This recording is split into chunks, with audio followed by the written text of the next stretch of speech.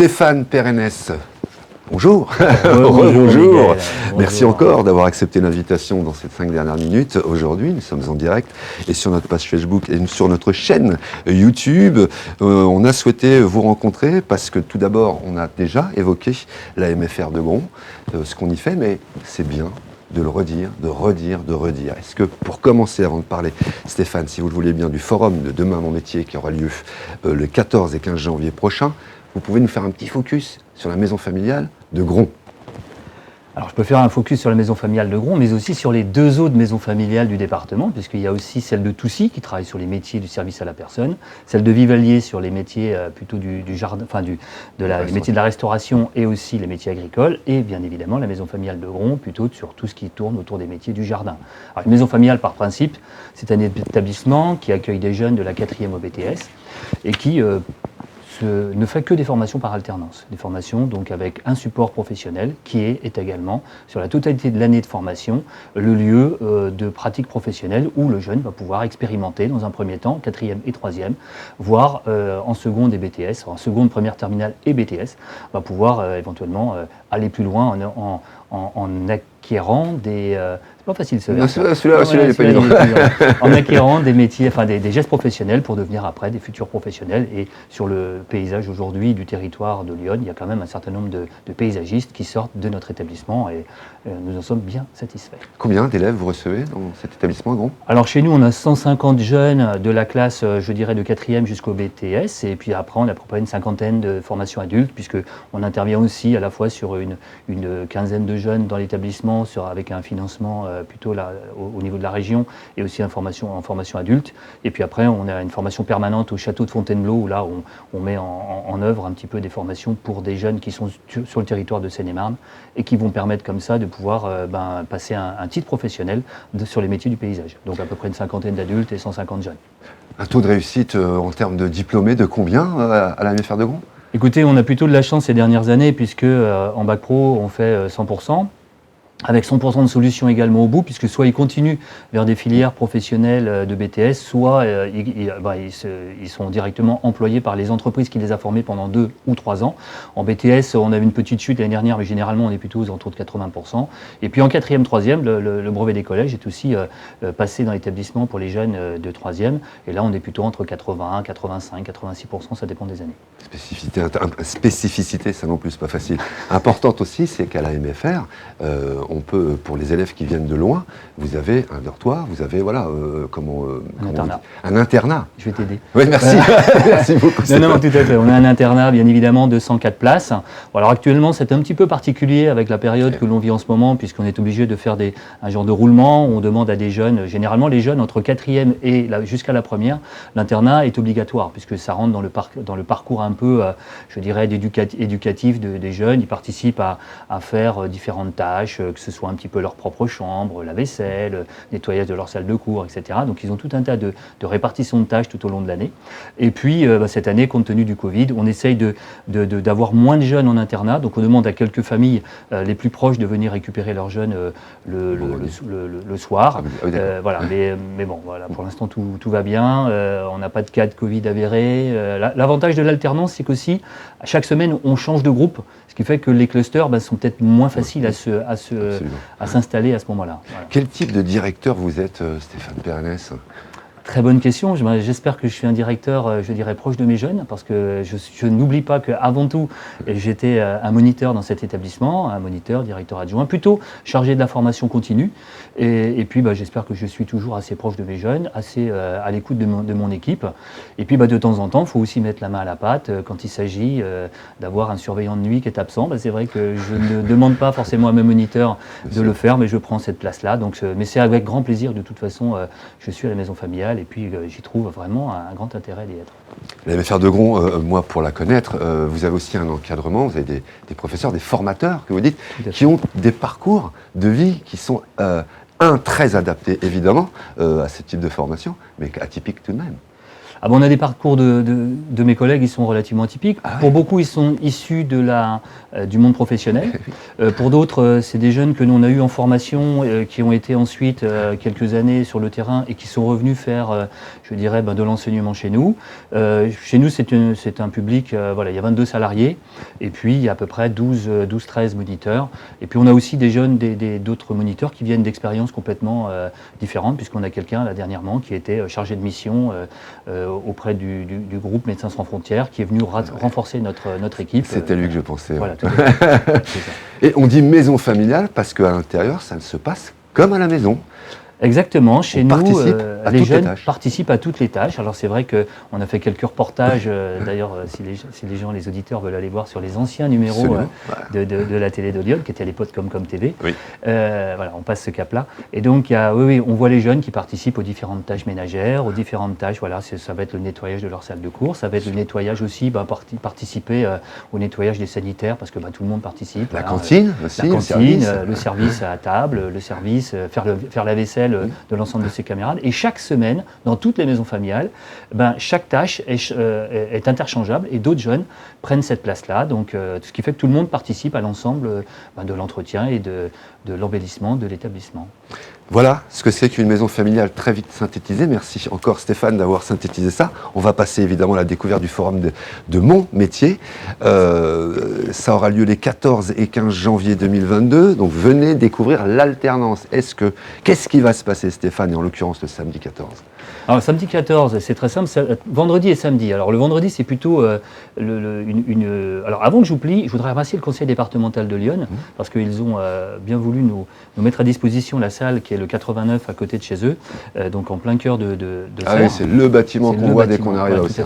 Et donc on a toute la partie qui est plutôt les salles d'entretien, de direction et autres, plus l'amphithéâtre.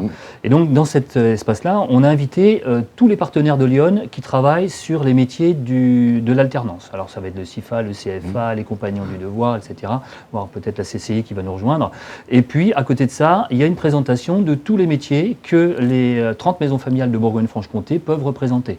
Donc, ces métiers-là sont, je les ai notés parce que je n'ai pas envie sinon tu vas... Les services aux personnes, l'agriculture bien sûr, la viticulture, les activités en lien avec le sport, avec les BPGEPS que nous pouvons faire, l'élevage canin, l'élevage en général, l'horticulture et le paysage, et puis tout ce qui est vente et commerce. Donc ça, c'est les métiers qui sont présentés par les maisons familiales de différents secteurs. Donc il va y avoir la maison familiale de Beaune, il va y avoir Benieux-les-Juifs. C'est Bourgogne-Franche-Comté. Bourgogne-Franche-Comté. Il y a 30 maisons familiales en Bourgogne-Franche-Comté.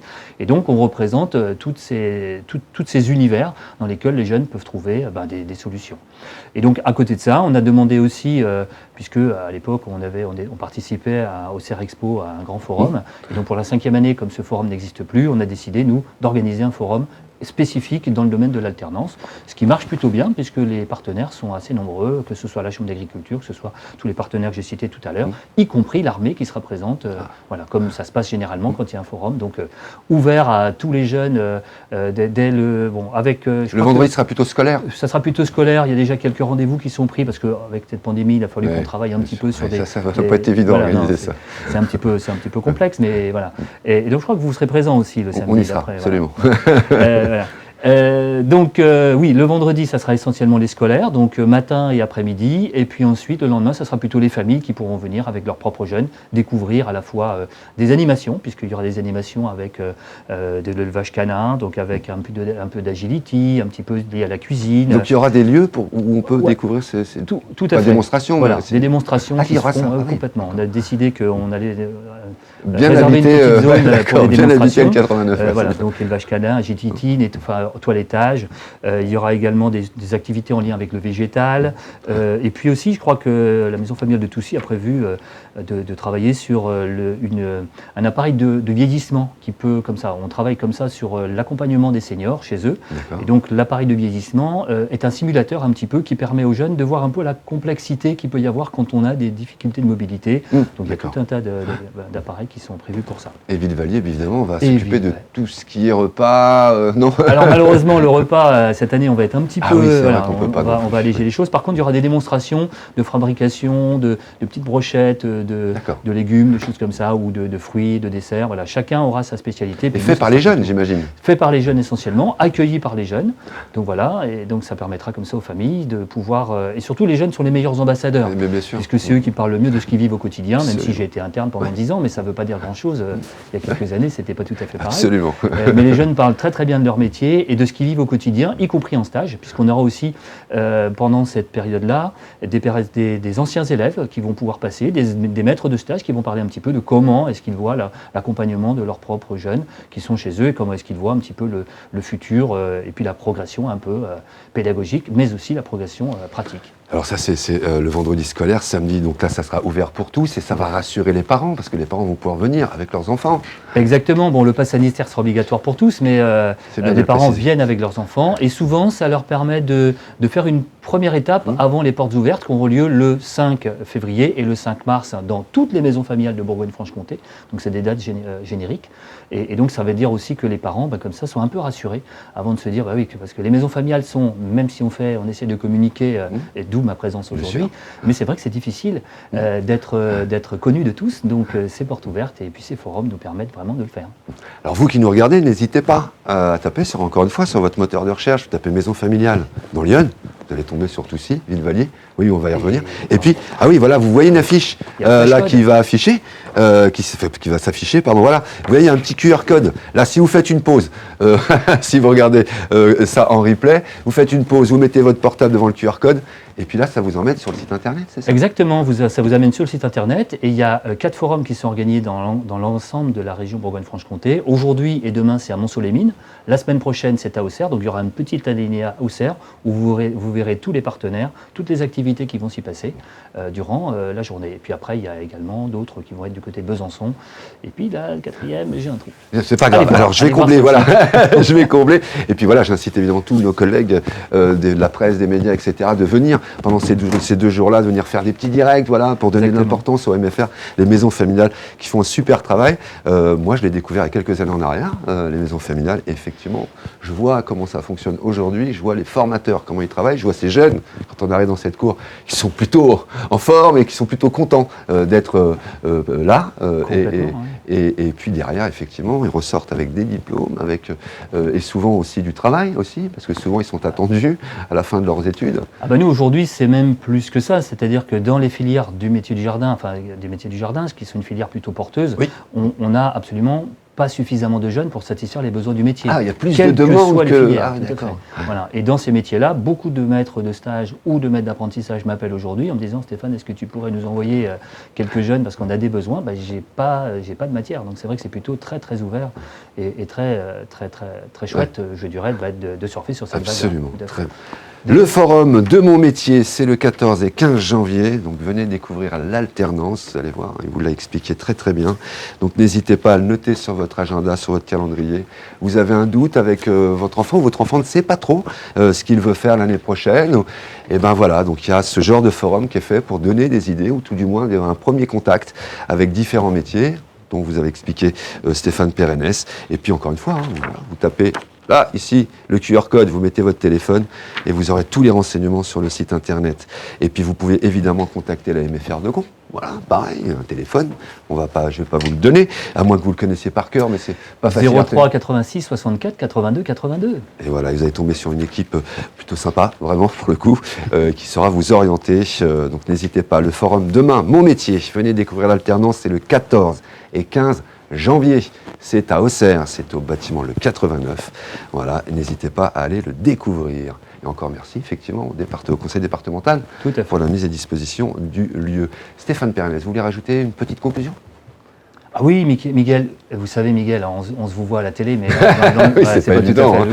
le cas. Comme vous le savez Miguel, on a un projet peut-être qui pourrait intéresser la télé de Lyon. Parce que je crois qu'à un moment donné, on s'était dit comme ça dans une des soirées qu'on a pu faire ensemble, que ça serait très chouette que la télé de Lyon ait aussi peut-être une petite émission qui serait une émission, pas quotidienne forcément, mais peut-être hebdomadaire, oui, hebdomadaire, c'est pas mal. Oui, c'est bien ça, hebdomadaire, c'est pas chaque mal. mois, une fois par Et mois. donc, ça serait pas mal qu'on fasse une petite émission sur un petit focus sur le jardin. jardin avec une petite activité jardin de saison. Ça serait pas mal qu'on en Alors c'est une excellente idée, on va jouer le jeu, merci encore, et surtout à condition que ce soit les jeunes qui le fassent. Absolument, bien Très sûr, bien. sans problème. Et ben ici, ça sera les jeunes d'ici qui le feront aussi, et c'est avec un grand plaisir. Encore une fois, puis ça fait effectivement un petit moment qu'on travaille ensemble avec la MFR, il ne faut pas se cacher. Et puis ce projet-là, par contre, est nouveau, est tout neuf. C'est cette idée de projet 2022. Absolument. 2022, voilà, 2022. Merci beaucoup Stéphane Perennes d'être venu jusqu'ici pour nous parler de tout cela. Et évidemment, on continuera dessus. N'hésitez pas d'ailleurs, on ira faire un tour aussi. Ça serait bien qu'on reçoive aussi votre collègue de Villevallier et de Toussy, voilà, qui puisse parler de leur spécificité. J'avais dit que c'était pas facile. Voilà. Et encore merci à toi Stéphane Perennes, puisqu'on se tutoie évidemment dans la vie. Et puis c'était les 5 dernières minutes avec la MFR de Gond.